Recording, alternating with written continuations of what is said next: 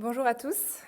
J'ai l'honneur d'introduire la table ronde sur l'éducation et la formation dans le secteur de la cyber. Donc, vaste programme que les compétences cyber. Nous avons la chance en France d'avoir des décideurs, des chefs d'entreprise, des associations, des industriels et des institutions qui portent à bras le corps les compétences cyber depuis quelques années déjà. Et pourtant, où en sommes-nous ? On constate que les organisations peinent à recruter les talents d'aujourd'hui et de demain. Et on constate que les écoles peinent à intéresser les jeunes à la cybersécurité, qui est pourtant une filière d'excellence. Alors comment est-ce possible en 2022, alors que le numérique fait plus que jamais partie de notre existence ? C'est en faisant ce constat que j'ai choisi de rejoindre Women for Cyber France, qui est le chapitre français de la Fondation européenne Women for Cyber. Je travaille également depuis de nombreuses années pour Gatewatcher, qui est une PME française qui propose des solutions de détection des cyberattaques. Et donc c'est cette expérience sur le terrain qui m'a permis de prendre conscience de l'ampleur de la tâche à mener pour fédérer les hommes et plus particulièrement les femmes autour de la filière cyber. Alors où en sommes-nous ? On constate évidemment une véritable décroissance de la part des femmes dans la tech depuis le début du siècle.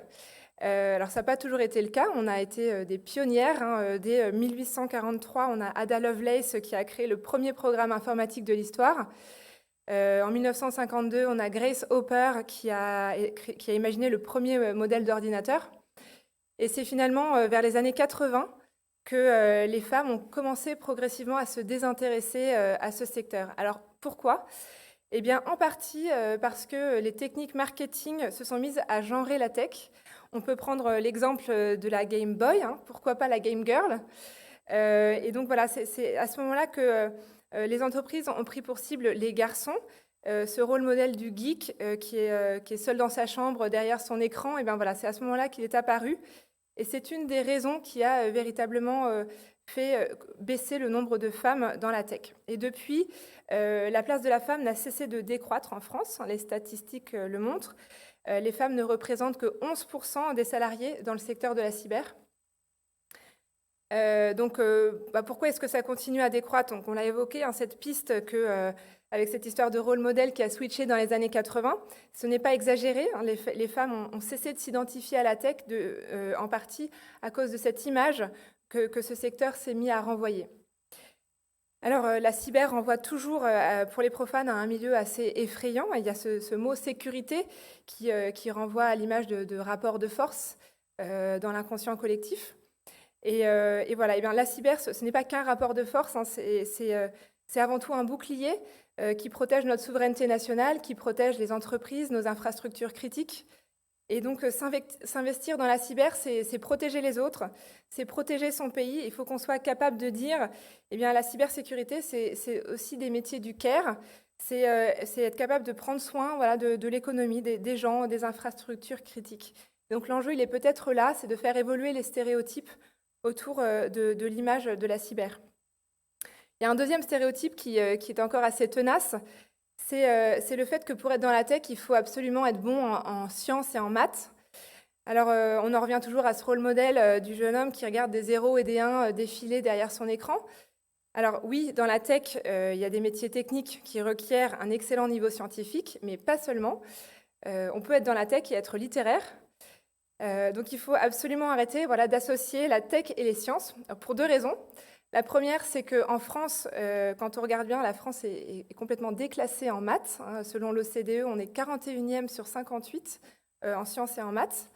Donc ce serait dommage de décourager certains profils uniquement sous prétexte que la cyber, c'est une filière scientifique. Et la deuxième raison, c'est que la tech, la cyber, c'est avant tout un langage et c'est une pluralité de métiers. Donc certes, pour faire de la cyber, il nous faut des développeurs, mais il nous faut aussi des personnes qui sont capables de faire le design des solutions, qui soient capables de faire de la compliance, qui soient capables de faire de la réponse à la crise. Il nous faut des juristes. Donc l'expertise technique ne sert à rien si on n'est pas capable de la transmettre. La tech, c'est aussi avoir la capacité d'expliquer ce qu'on fait à un client. Donc voilà, notre challenge, c'est de parvenir à montrer la diversité de ces métiers.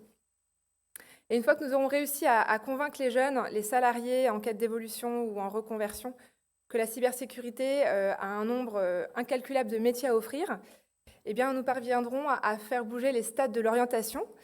On s'aperçoit que les stéréotypes touchent avant tout les parents et les conseillers d'orientation, qui sont les premiers prescripteurs de nos jeunes. Si vous demandez à une mère de famille qui a sa fille au lycée si elle aimerait que sa fille devienne ingénieure en cybersécurité, elle va vous dire qu'elle n'y a jamais pensé. Voilà, quelques chiffres ici. On a l'enquête qui a été menée par l'école informatique Epitech et l'Ipsos en 2021, qui nous montre qu'en France, seulement 33% des filles sont encouragées par leurs parents à rejoindre des métiers du numérique, contre 61% des garçons. Et pourtant, 56% des lycéennes sont intéressées par l'informatique et le numérique. Donc on voit qu'il y a une vraie déperdition au moment de l'orientation. Et cette corrélation s'observe facilement. Seuls 6,5% des élèves ingénieurs en cyber sont des femmes. Je laisserai Valérie de Saint-Père en parler mieux que moi tout à l'heure. Voilà, ce sont tous ces stéréotypes qu'il faut déconstruire pour ouvrir la cybersécurité à tout un pan de la population. Alors, comment faire pour que cette filière soit dynamique ? On peut se comparer avec d'autres pays, comme le Royaume-Uni, qui a une approche très différente pour booster la performance de ces entreprises. Donc, selon l'étude McKinsey Women Matter de 2017, les entreprises ayant une diversité dans leur top management, donc une diversité de genre, une diversité d'expérience et de compétences, sont 46% fois plus performantes que les autres. Donc voilà, accueillir les femmes, à compétences égales bien sûr, ça contribue au moteur économique. Faire venir les femmes dans le secteur, ça permet de répondre à notre besoin de compétences. Les entreprises peinent à recruter les talents nécessaires au développement de leurs produits. Donc cela freine le développement de la filière et plus largement le déploiement économique de la France. Faire venir les femmes dans le secteur permet également de répondre à notre pluralité de points de vue. Je ne vous apprends rien, les femmes et les hommes ont des approches différentes mais complémentaires. J'interrogeais l'autre jour le RSSI d'un grand laboratoire pharmaceutique qui me disait combien c'était bénéfique pour son équipe d'avoir des femmes, puisque voilà, si on a des équipes homogènes, on n'a pas cette diversité d'imagination qui va permettre de penser comme l'attaquant. Et puis enfin, faire venir les femmes dans le secteur permet de répondre à notre besoin de souveraineté. L'enjeu est de taille, sans talent français. Les entreprises vont aller chercher des talents étrangers, et donc ce qui risque de fragiliser notre écosystème. Alors voilà, il y a de nombreuses initiatives qui ont vu le jour ces dernières années, et c'est tant mieux. On a bien évidemment l'État et les institutions qui ont mis en place de nombreux programmes. Les entreprises aussi ne sont pas en reste. Il y a une cinquantaine d'associations qui ont vu le jour. Je pense à FAMAT Numérique, aux cadettes de la cyber, au CEPSIS, et puis bien sûr à Women for Cyber. Cependant, il nous faut faire davantage pour unifier et réussir ensemble à lever les freins qui font que les jeunes filles et les femmes ne choisissent pas cette filière. Donc c'est le rôle de Women for Cyber. Chez Women for Cyber, ce qu'on a constaté en ayant commencé à travailler avec les organisations et les institutions, c'est que l'industrie de la cyber est encore jeune et qu'elle commence à peine à s'organiser.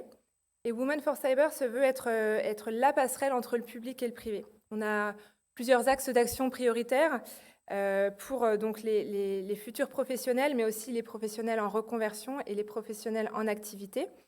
On propose donc des programmes de mentorat. Aujourd'hui, on a un programme de mentorat avec 19 mentors et 24 mentorés. Un prochain programme qui va bientôt voir le jour avec déjà une centaine de mentorés inscrites. On promeut les rôles modèles dans les collèges, les lycées, les écoles d'ingénieurs, à nos événements et avec des partenariats médiatiques.